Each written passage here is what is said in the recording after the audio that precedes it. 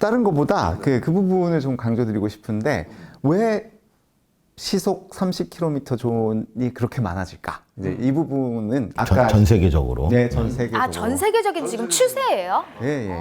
웬만한 도시에는 존 30이라고 하는 곳들이 많은데 이제 그 이유는 아까 보셨다시피 보행자들이 많은 도로에서는 차하고 보행자하고 충돌했을 때 보행자가 죽으면 안 되니까 그것을 확보할 수 있는 속도가 어느 정도일까 봤더니 그 정도 경계에 있는 속도가 30km였다. 30 정도를 하면 10명 중 9명은 사니까 그렇기 때문에 40만 해도 많이 올라가고 30 정도까지는 낮추는 게 좋지 않겠냐라고 해서 30이 생겼고 근데 30도 위험하다. 한 명의 목숨도 소중하다.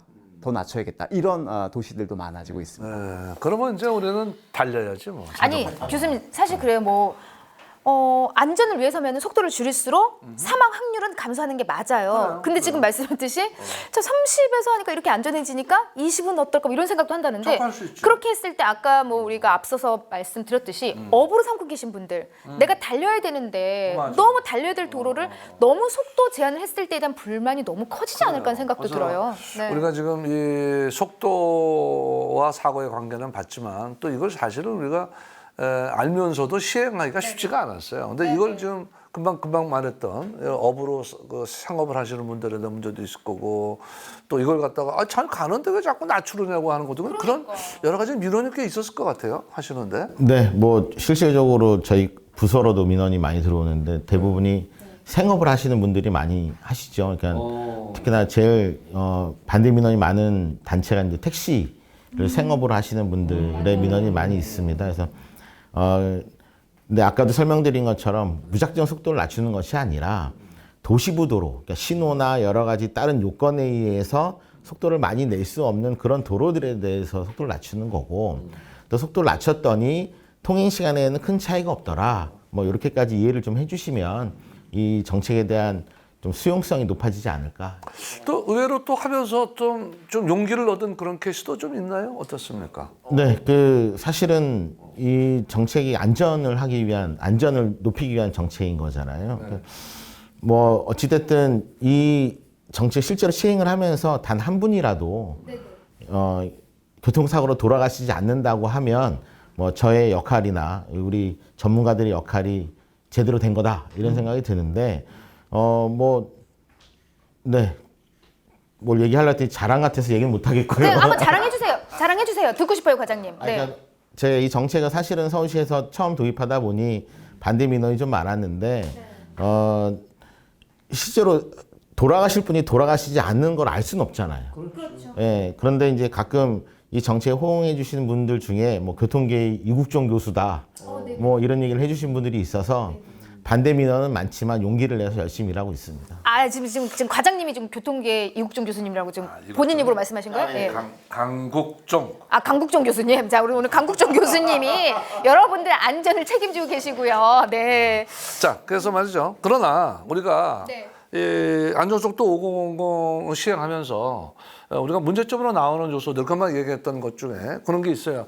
하나씩 우리가 일단 집어넣고 요거에 대한 얘기를 우리 강국종 과장 말씀도 듣던 한상재 박사 말을 듣던 한 차트로 우리가 한번 자, 살펴보도록 그렇다면은 하겠습니다. 안전속도 5030 시행 전에 어떤 문제들이 있는지 한번 확인해 보겠습니다. 네. 오케이. 시행전 문제 체크 포인트, 교통 정책 문제.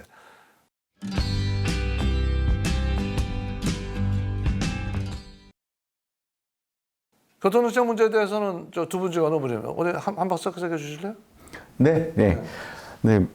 이 교통 정책 관련해서는 서울시, 부산시 등에서 이제 실험을 해봤는데 실제로 10km 이상의 긴 거리를 운전을 했는데 차 한 대는 시속 50km를 지켜서 운전하고 또 다른 차는 시속 60km를 지키면서 운전을 했습니다. 그랬더니 전체 통행 시간의 차이 고작 2분 혹은 3분 안에 들어왔고요. 정말 그 정도밖에 차이가 안 나요? 네, 그렇습니다. 그리고 심지어 제가 그 내비게이션 데이터를 한번 분석을 해봤더니 시속 50인 도로가 오히려 빠른 케이스도 있습니다. 이거는 신호 대기 시간이 작용했기 때문인데요. 예. 그래서 제한 속도보다는 신호 대기 시간이 더 문제고, 그래서 저희가 제한 속도를 낮춘다 하더라도 차가 잘 빠지는 아까 말씀드린 연동과 관련된 부분, 신호 시간 재설계 이 부분도 같이 하도록 되어 있습니다. 네, 그래서 정체 문제는 우리가 이렇게 우려할 정도의 속도의 어떤 제한으로 인해서 큰 문제는 아니다라는 지금 부분이에요. 그리고 이제 또 우리가 자동차 유지비가 이제 속도하고 또 좀 비례를 해요. 속도가 좀 떨어지면 기름값이 좀 많이 들 수 있지 않느냐. 그래요? 오히려? 가속하면 더 기름이 뚝 떨어지는 거냐? 아니, 과속해도 많이 들고 네. 떨어져도 많이 들고, 말하자면 그 경계가 어느 사실은 정도예요? 한 6, 70km 정도. 그럼 60m로 떨어지면 연비가 더 안 좋은 60에서 거예요? 밑으로 떨어지면 연비가 안 좋아요. 그 예전에 그래서 경제 속도라는 표현이 있었던 경제 거죠. 속도라는 거. 그럼 어떻게 그래서 어떤 분들은 기름값 절약한다고 15km로 다시를 붙는데 그 효과 있어요? 기름을 줄줄줄 세고 가시는 거죠. 그러면 우리 교통 정체 시에 출퇴근 시간에 도로에 서 있는 거는 연비가 정말 안 좋은 상황으로 안 좋은 바뀌는 거죠. 그래서 그런 각도에서 그러면 60에서 50 낮추면 기름값 많이 들지 않느냐? 연비. 어려운 시절에 꼭 그렇게 해야 되겠느냐라는 문제. 우리 강국정 강국정 교수님, 네, 교통계 과장님. 네. 제가 말을 실수한 것 같고요.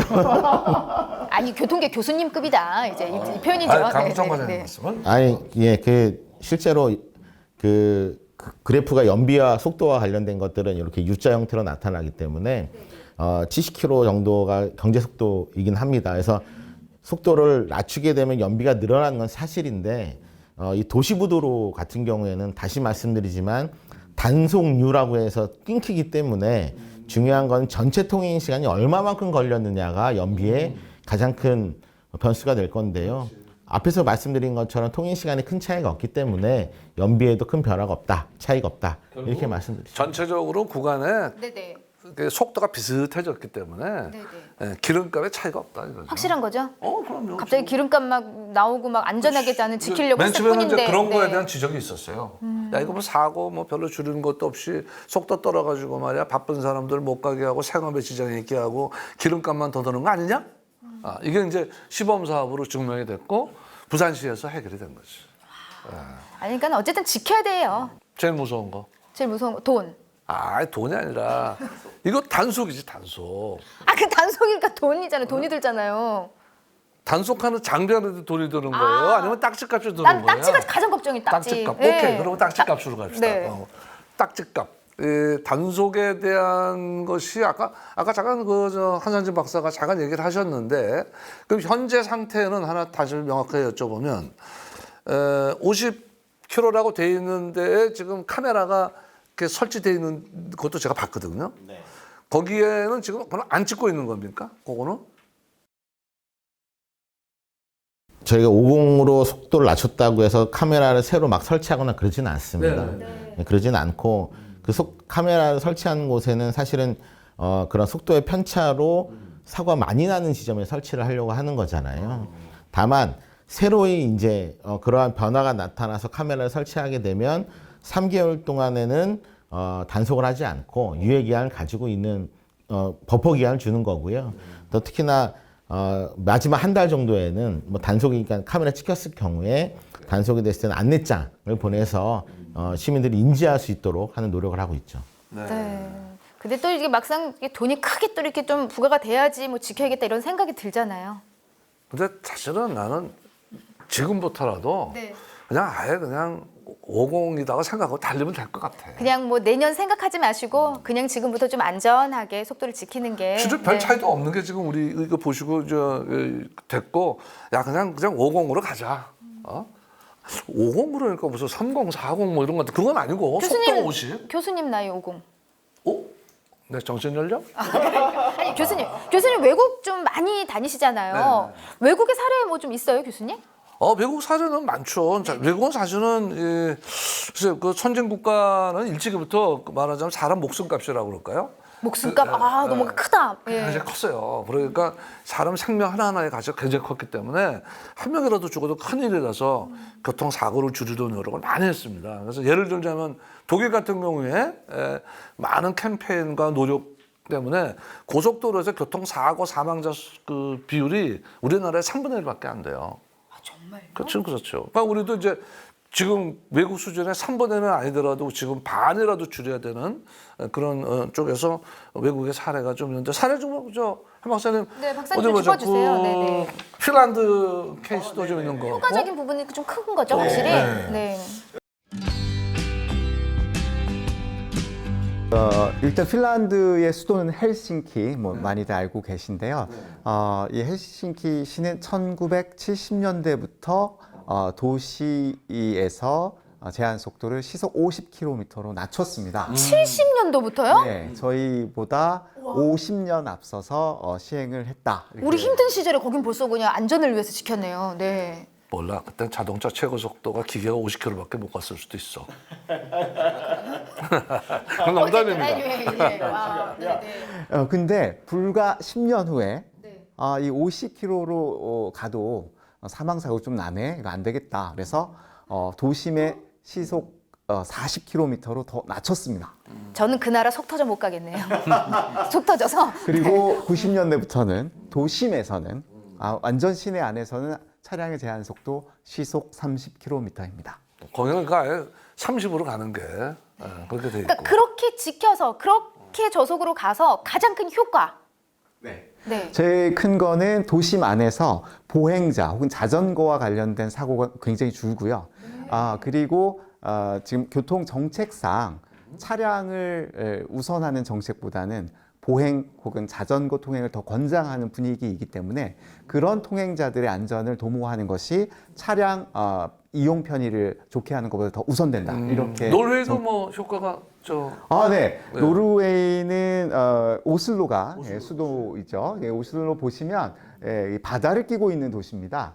근데 이 링로드라고 해서 그 세 개의 도로가 거리를 두고 있는데 링 3, 링 3 초록색 도로가 고속도로에 해당하는 그런 도로입니다. 신호등이 없는 도로죠.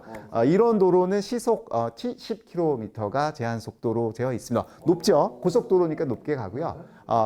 대신에 링 링 2 빨간색 도로는 이제 간선 도로입니다. 신호등이 일부 있는 도로인데요. 이런 도로부터 벌써 시속 50이고요. 그리고 링 1 완전 도심에 있는 도로, 여기는 시속 30km입니다. 여기야말로 진짜 5030이 아니라 그냥 303030이네. 아니 그럼 박사님 이렇게 오슬로가 정말 뭐 고속도로도 70이다. 그러니까 우리나라 비교했을 때 정말 현저히 사고가 정말 급격히 낮은 건 확실한 거죠. 또에 따른 사고가 주게 돼 있겠죠. 맞습니다. 스웨덴, 핀란드, 노르웨이 이 3개 국가는 전통적으로 교통안전 선진국 1, 2등, 뭐 5등 안에 항상 드는 나라라고 보시면 됩니다. 그렇군요. 네. 자, 이 사업을 이제 시행을 하시면서 어쨌든 연말까지는 전체로 바꿔 서울시 입장에서는 우리 이제 강 과장께서 이 차제에 요거가 강의돼서 우리 교통학교 TV 그 시청자 여러분께 마무리 말씀 한 말씀 당부 좀 말씀 해주시면. 해주세요. 네, 시행은 4월이지만. 네. 실제로 시행하면서 그 기사가 올라오게 되면 이제 댓글들을 유심히 보는데 뭐 어떤 분들은 차라리 기어가지 뭐 속도를 떨어뜨려서 안전이 확보된다 그러면 아예 10km까지 떨어뜨리지 이런 말씀들을 주시고 있는데 뭐 해외 사례나 국내 검증 사례를 충분히 검토해서 통행 시간이나 이런 데 변화가 없고 다만 안전은 많이 확보가 된다라는 검증을 끝내고 이제 하는 거거든요. 그러니까 그런 부분을 좀 이해해 주시고 특히나 이 행정들은 시민들이나 국민들을 위해서 하는 거기 때문에 뭐 지나시다가 불편한 게 있거나 의견이 있으신 경우에는 언제든지 민원이라든가 여러 가지 채널을 통해서 얘기해 주시면 또 현장을 반영하고 이렇게 진행을 할 수 있도록 하겠습니다. 서울시 신문고 있잖아요. 네, 뭐 다산 콜센터도 있고요. 네. 그러니까 교수님 이런 생각이 딱 들어요. 오늘만큼은요. 자, 안전속도 5030을 지키는 일. 이거는 말 그대로 우리가 속도를 줄였다고 해서 진짜 시간 한 2분 차이밖에 안 난다고 했잖아요. 그렇지. 그 2분을 빨리 가려다가 20년을 먼저 갈 수도 있다는 사실 꼭 기억하셨으면 좋겠습니다. 그렇지. 네. 자, 그래서 오늘 보니까 담비 씨가 이 교통안전 5030의 뜻을 확실하게 이해하신 것 같아. 그래요? 네. 자, 5030. 정신 연령? 5030. 네. 요거에 대해서 확실하게 네, 네. 딱 그 좋은 캠페인을 한마디 딱 이해하신 대로 한 말씀 해주세요. 아까 지금 말했던 거 너무 좋지 않았어요? 네, 한번 해봐봐요. 2분 빨리 가려다 20분 빨리 갈 수 있다는 사실. 어디로? 저 멀리 세상으로. 20분입니까? 20년입니까? 20년. 다시. 자, 큐 해주세요. 네. 하나, 둘, 큐. 2분 빨리 가려다가 여러분의 생명이 20년 빨리 갈 수 있습니다. 네. 이담비. 서울시 교통안전속도 5030. 여러분들 좀 이해가 됐습니까? 근데 이게 거듭 말씀드리는데 뭐 시범 사업이 뭐고 필요 없어요. 지금부터 아예 그냥 야 서울은 50이구나 이렇게 그냥 가시는 게 마음 편하고. 교수님 오늘부터 하자고요. 우리 먼저. 그러니까 이제 뭐 우리는 오늘 배웠으니까 이제 차득하고 가야 속이 편해. 네네. 60이야, 50이야. 이 가슴 탈 필요 없어. 그냥 50 그냥 쭉 맞춰놓자고요. 가시고 그리고 또 궁금한 사항이 있다든가 그러면 저희 교통학교도 말씀하시고 또 서울시에도 의견도 되시고. 네. 그래서 오늘 아주 해외 사례부터 또 이론부터 네. 실제 사례까지 현장의 예까지 쭉 담아주신 두 분 참 감사드립니다. 오늘 도움 말씀 주신 교통연구원의 한상진 박사님. 네, 고생했습니다. 감사드리고 교통 안전계의 이국종 교수. 강국종. 네. 서울시 강진동 교통운영과장 대단히 감사합니다. 네, 고맙습니다. 그리고 저 두 분한테 부탁할 게 뭐 있다고? 그러니까요. 예전 시간에 좀 어설펐어요. 이제 좀 호흡을 맞추셨죠? 가장 중요한 교통학회 TV. 많은 분들이 많이 보시고 또 점점 안전해지기 위해서 우리가 구독. 구독 꾹꾹. 좋아요 꾹꾹. 자, 화면 보고 다시 큐. 구독 꾹꾹. 좋아요 꾹꾹. 교통안전 5030 여러분과 안전을 위해서 쭉 펼쳐질 겁니다. 네. 다음에 뵙겠습니다. 꼭 지켜주세요. 네.